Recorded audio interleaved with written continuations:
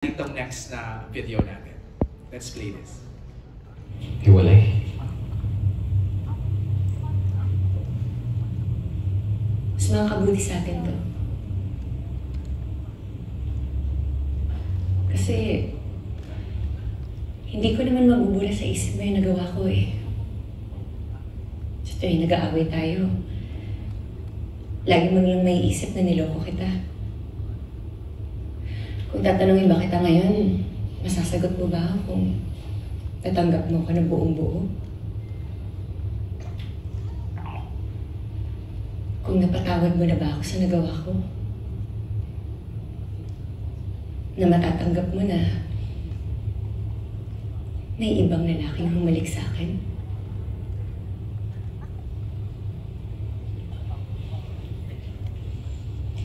O diba? Kaya mas mabuti nang ayusin natin kung paano tayo maging magkaibigan para sa anak natin. Okay, ang tanong ngayon dyan, Kim and Pao, can a husband just accept the offer of friendship from a cheating wife? From a wife who cheated? Pao, what do you think?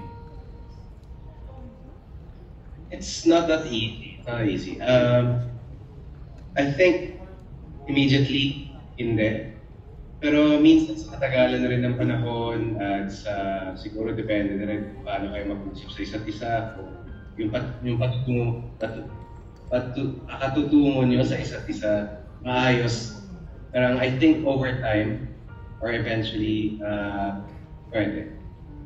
Kim, ikaw naman, parang napaano ka eh, jaw drop ka doon. Lahat naman ng sugat, hindi naman siya agad-agad gumagaling. So lahat ng panloloko, hindi mo kaagad mapapatawad. So I think it involves time and acceptance. And para na rin siguro sa sitwasyon ni Juliana and Victor, may anak kasi sila, so may consideration din na kasama sa time, acceptance, and be considerate para sa anak niyo, para hindi naman siya matrauma or ganun. I-set aside mo na yung hate. Pero yun nga, may time at yun nga, may oras na kailangan daanan yung proseso.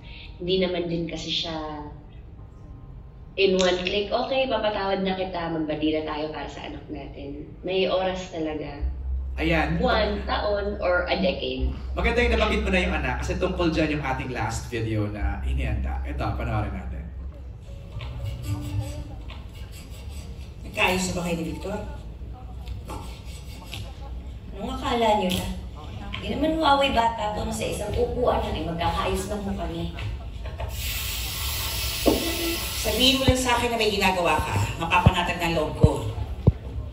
Bakit po ba napaka-importante sa inyo na magsama ulit kami ni Victor? Samantalang, marami namang mag-asawa dyan na hiwalay na. Wala din namang pagkakaiba doon. Kaya makikiuso ka? Gusto mo bang maramdaman ng anak mo yung pinagdaanan mo? Wala. Hindi naman ako may paghiwalay sa anak ko. Hanggat mahal ko si Abby, hindi niya mararamdaman na may kulang sa kanya. Mahal din ni Abby ang tatay niya. Hindi mo masisiguro yan. Ayan. So, ang tanong natin... Kaya mas maigi, magkaayos kayo mag-asawa. Wala. Iba na yung kailangan ko. Iba na rin yung hinahanap ko. Hindi na mabibigay ni Victor yun. Kapag may nagbago ba, itatapon na yung luha.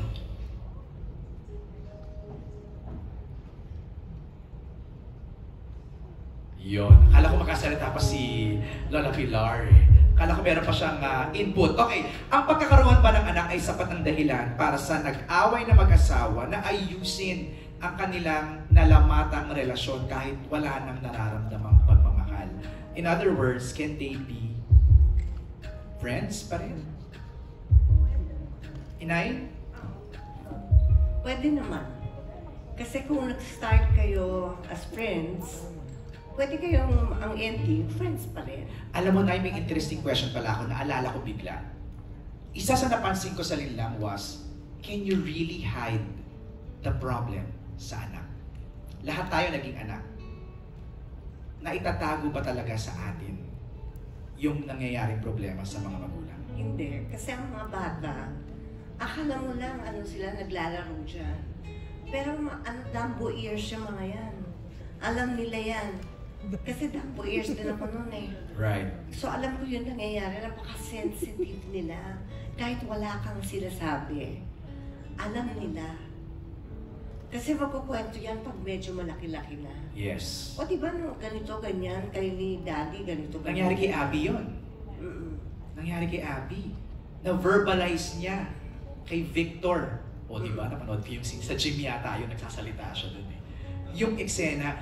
Kim, Pao, did you learn something? Kasi, especially you Kim, no? Kasi hindi ka pa nagkakaanak. But may natutunan ka ba dito on how to handle kung sakaling maging nanay ka in the future, issues, hiding it from the kid?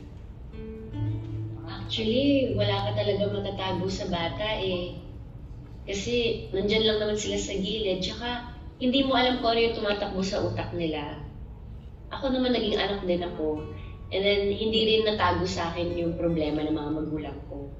And hopefully, in the future, may paliwanag ko na maayos sa anak ko kung ano man ang nangyayari sa paligid para hindi na siya matrauma in a way. Or hindi iba yung pagkakaintindi niya sa nangyayari sa magulang niya. Alright. Pao, ikaw, you're already a parent. So, how did you handle that? Sa akin naman, Sir MJ, parang you always try to not take negative things or negative side na nakikita mo sa parents mo. Pero consciously while growing up, parang nagagawa mo in a way. So what I really like doing is, or try is really focusing on myself and looking within. Kasi parang ang hirap mag-ayos ng iba kapag hindi mo pa naayos yung sarili mo or kapag alam mong hindi ayos yung sarili mo. Galing. Yeah, you do. Yeah. Okay naman yung sagot yung dalawa. I like it. Teka, masyado tayong seryoso eh. Medyo lagyan natin ng konting fun tong ating kwentuhan. Meron akong tatanong sa inyo. Meron kayong mga hawak-hawak ngayon dyan na yes or wit. Yes or wit. Sa likod nyo, inay. Ayan. So magtatanong ako ng ilan sa mga nangyari sa seryeng Linlang. And please tell me kung kayo sa personal na buhay ay na-experience nyo na ba ito? Alright? Okay. Ready na? Pao, meron ba kayo?